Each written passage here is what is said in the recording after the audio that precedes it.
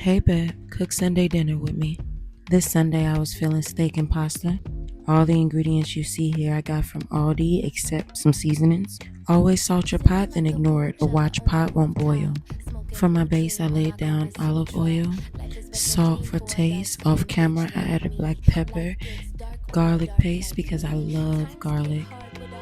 As you can see, I'm nearly out of this too. Because I didn't have any thyme for my pan, I added some Italian seasoning to these steak cuts. This Italian seasoning blend has oregano, thyme, and basil. I topped my meat lightly and then I began to massage it, locking in all of that flavor, all of those juices. Before I set that to the side and began disinfecting my counter space, it's important to clean as you go. Nothing's worse than slaving over a hot stove for a good meal and then having to clean the kitchen.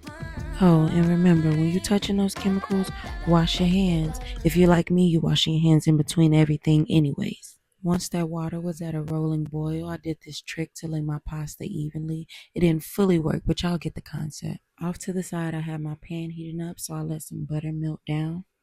It's funny how little mundane tasks where I can just be in my head bring me back to so much gratitude. I'm actually really blessed and grateful that I'm able to cook a nice Sunday dinner like this for me and my sisters.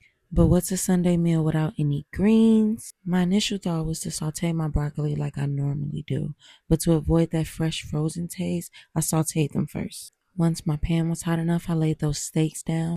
I know they look pretty big, but trust me, they were not. These were ribeye cut steaks, and to be honest with you, they were pretty thin. I was able to fit 3 of these in the pan.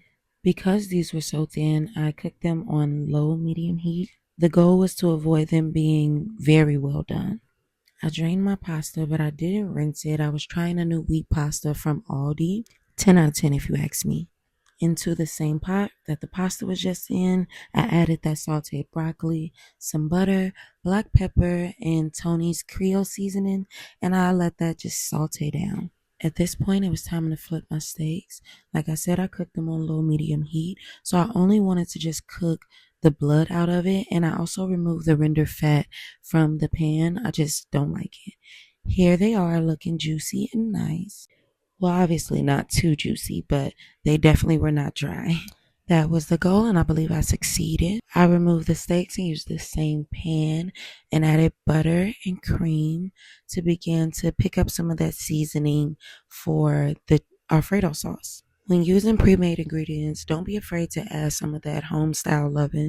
Trust me, it's not that good straight out the jar. As you can see, I added